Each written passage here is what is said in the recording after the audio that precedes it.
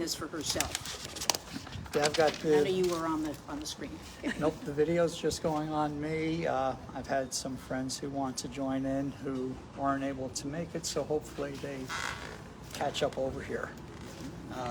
Let me just reel this from. Boom, boom. Okay, anyways, I was asked to share my story, and it's like, my story is just one that developed really quickly and over the past few months, and I had no idea what to do when I said, right, I just tell my story, so I had to write quite a bit down, and it may take a few minutes. But I was born, hopefully not too bad. I was born back in 1960, you know, pretty much the end of the boomer generation. You know, back when there were two genders, there was male and female, and that was it. Back then, we had nothing else like that. No one ever questioned otherwise. As a kid growing up, I was a smaller kid. I was that little 98-pound weakling, thin, frail, long hair. But, you know, and I looked a bit effeminate, okay? 60s and 70s, come on, that was kind of the style. Nothing wrong with that. As I continued to grow up, kids would call me faggot, homo, queer, and stuff like that. And it's like, I don't know why I wasn't. I still am not, but, you know, they saw something different in me that I didn't see. Which I gotta tell you, boys' locker room, oh my God, I hated that place. I don't ever want to talk about that. But high school, you know, I had more female friends than male friends. My friends were all with women, and, you know, I felt more comfortable. I never really liked hanging out with the guys. And the women, apparently, they always felt I was safe. I've come to find out that safe meant gay, but I wasn't, but they thought I was, so it was safe. Also in high school, in the 70s, I'm the guy who took home ec. Why did I take home ec? All the boys were taking auto shop. Home ec for me was, that's where my friends were. It felt good. I liked it. It just seemed the right thing to do.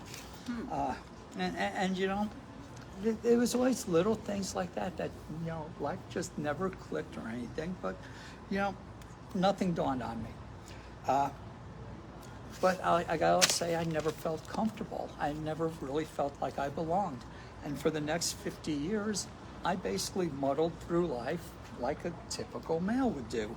I mean, I got married 3 times. I had 2 kids. That may not be typical male. But basically, I just muddled my way through life. And I say that because I never really felt good about who I was. I mean, I'd look at myself in the mirror, and more often than not, I'd consider myself a sad, pathetic excuse for a man. I'd see someone who, yeah, it's okay, well, whatever. You know, I never felt manly. Passable, I get by, plodded along, but, you know, I figured that's normal, you know, people just feel like that. So, you know, and quite frankly, throughout my life, more often than not, I did have days that I didn't care if I die or not. I mean, it's not like I wanted to die, but, you know, living was, you know, whatever. Anyways, you know, so I continued on through life, and, you know, things continued just like I was a normal old guy and just through life. And things really changed for me in April of 2023. I had a stroke. It hit my occipital lobe, which destroys your vision. I can't see my hand over here. I lost my vision. I don't see the people next to me. She could be making funny faces. I have no freaking, anything beyond this, I do not see, so go for it.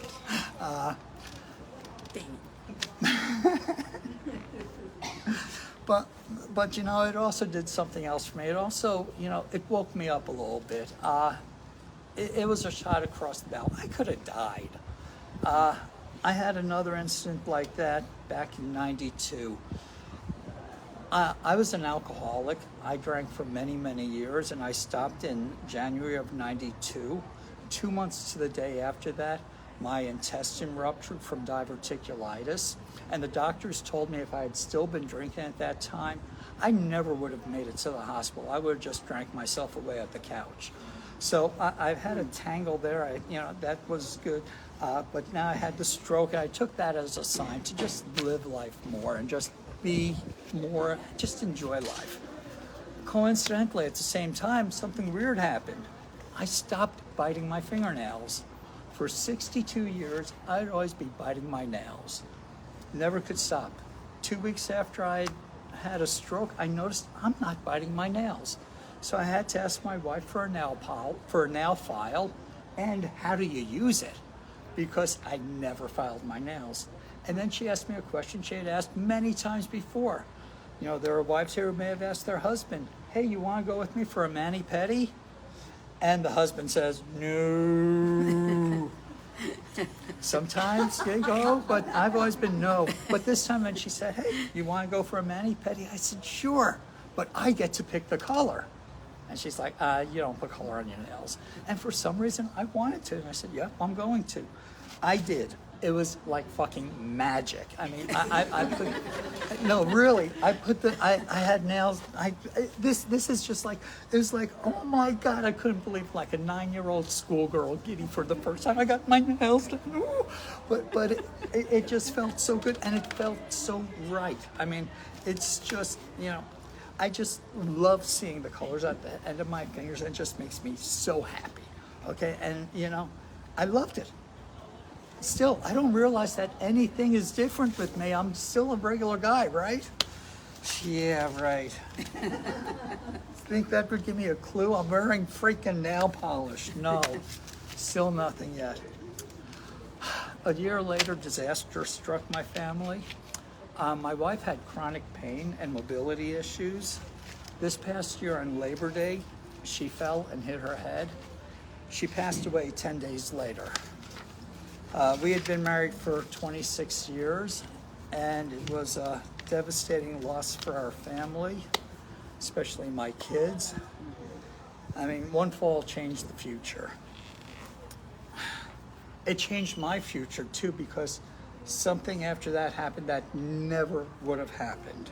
This is where, like, let's open up Pandora's box, because once that's open, you can't stuff shit back in. I mean, really what happened next is like, I don't know, it's like a why, what the fuck moment. I've been cleaning the house, like this was after a funeral and everything, doing a house cleaning, and I'm running around just, doing my stuff, and for some reason, I'm wearing my little, this is probably too much information, but I've got, my pajama top is like an oversized nightshirt. So I'm just standing around, switching around, just being bouncy and everything.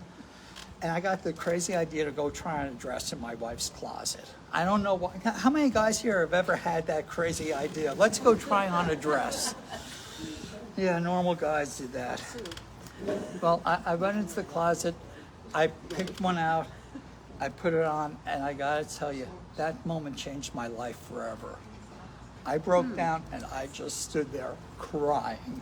The feelings I felt through my body when that happened, I put on that dress, it was like, where the hell have these clothes been all my life? I just was filled with such joy and happiness and love that I never had ever felt before, and was just like, hard to believe, but just like, it felt like I'm wearing the clothes I should have been wearing for the past 64 years. I mean, really, it was like for me, I wrote down, it's like a Cinderella meets Dorothy moment. I put on the magical dress, my world changed from black and white to color with Dolby sound. I mean, I thought throwing on nail polish was freaking magical. Oh my God. Dress was, it's just so right. I mean, that's where my proverbial snowball started rolling downhill. Okay, I put on a dress, and it's like, open up Pandora's box, and it's like, what the hell next? And it's like, I wasn't quite comfortable going through my wife's closet and saying, "Here, let me try all these different clothes." At least not yet. But I did start exploring and tried. I bought skirts and shoes from Amazon. These were from these are Skechers. They're not from Amazon. No. But I found I was absolutely running around the house loving it. Okay, and this is like the end of October, and it's like there's so much joy in everything. And I gotta talk about my kids real quick. I got 3 kids. My oldest daughter lives up in Seattle. My youngest is in Cambridge, and my middle one, my son's in Vista, and he's right over there listening to us.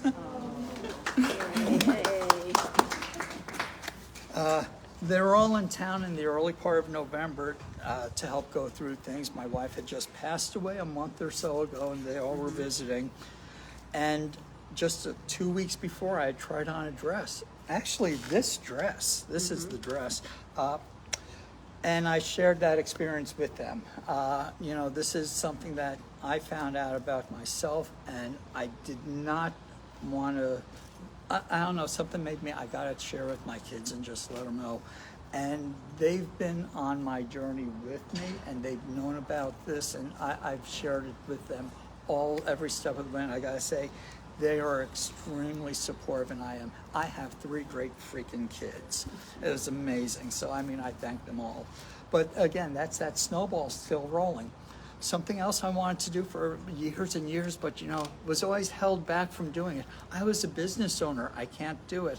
I want to pierce my ears. I want to get my ears pierced. I don't know why I want to do. But I had been a business owner. I was a husband. My wife was, "No, you're not getting your ears pierced." No, forget. She also didn't like my long hair either. I had to. Anyways, but so I went and got my ears pierced right before my 64th birthday. I wanted to do it. I love it. It was just like, again, the greatest thing ever. I got my ears pierced. It's like, has anything clicked with me yet? No. No, really. I'm seriously.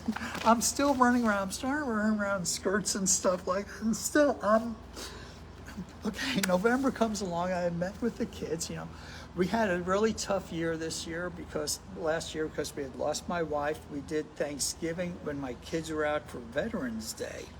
So we did a Thanksgiving thing there.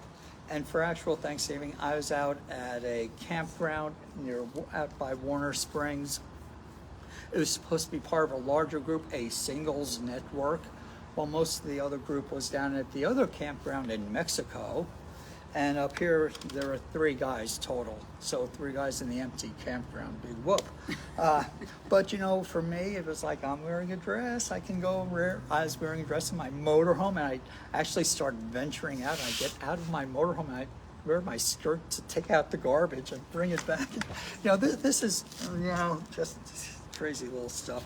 But what happened was that it was part of a larger RV park, and the RV park invited us 3 lonely little guys down here in the little campground to come and join them for their Thanksgiving dinner.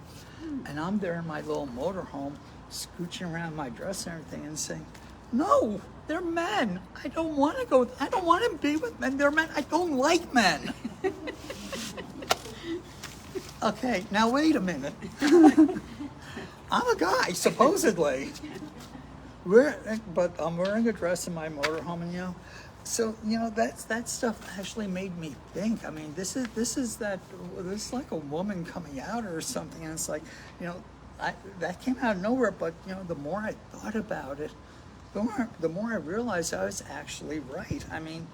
For the most part in my life, men have intimidated me. I don't like men. I haven't had men friends. Men are big, scary guys, and I just don't like them. And now I know why I don't like the locker room.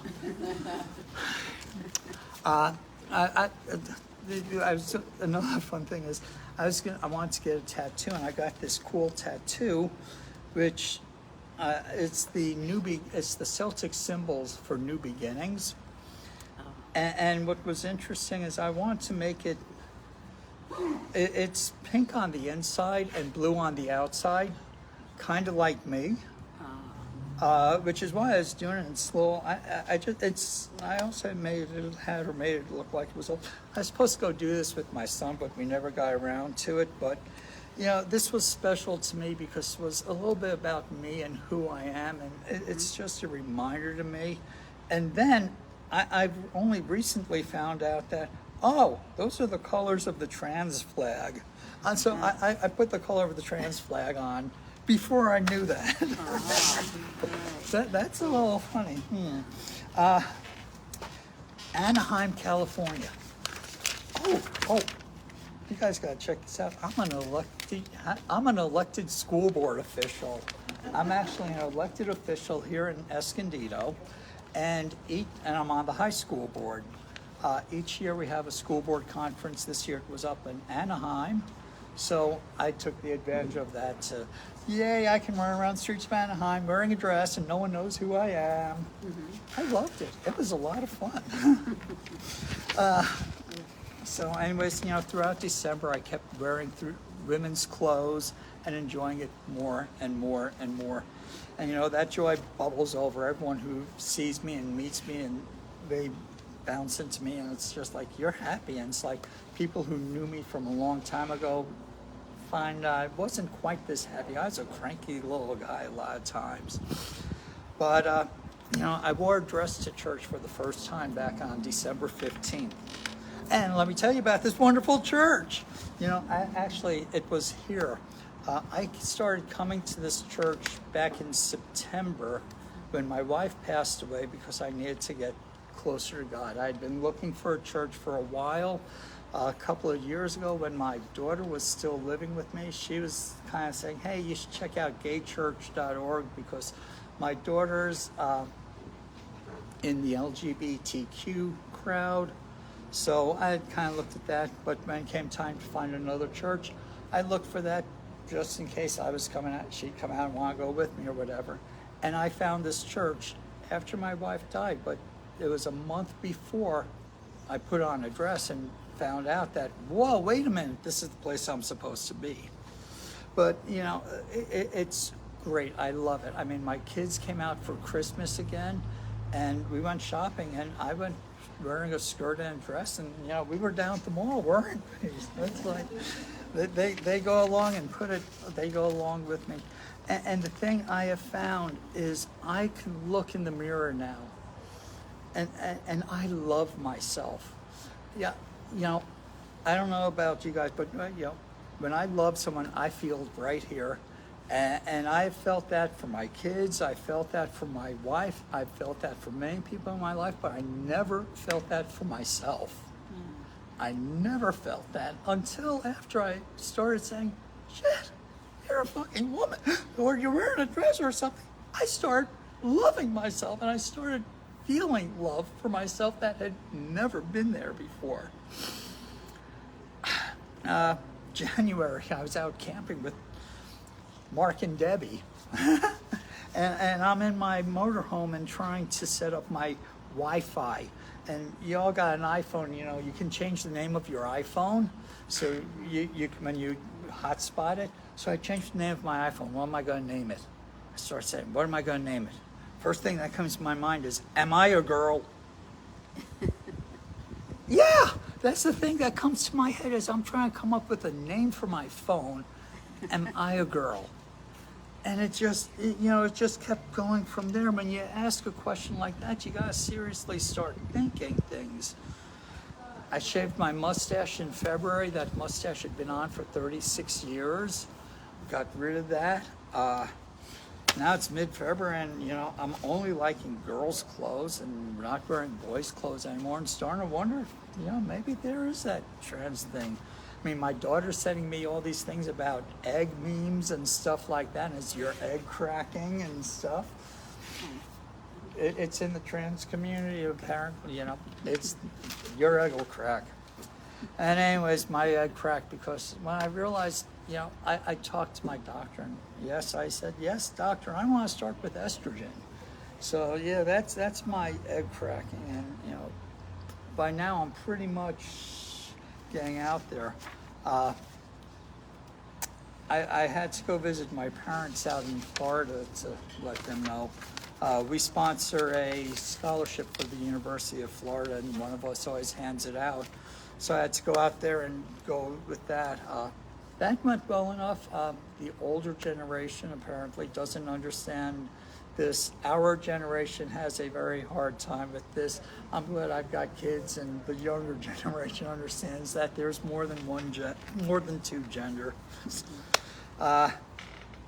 And our scholarship winner this year was transgender. But, you know, anyways, you know, I went out there. I talked to my parents. I let them know on my way out there. I was like, you know, I'm leaving Bill behind. It just felt like I'm leaving Bill behind. And I went out there to let him know. And, you know, I came back. And, you know, at that point, that's where I said, you know, I'm going with Carol from now on. And, you know, and with that, you know, I decided it's just my new life, and here I am. I'm Carol instead of Bill, and you know, a whole 6 months have gone by, and it's just been crazy.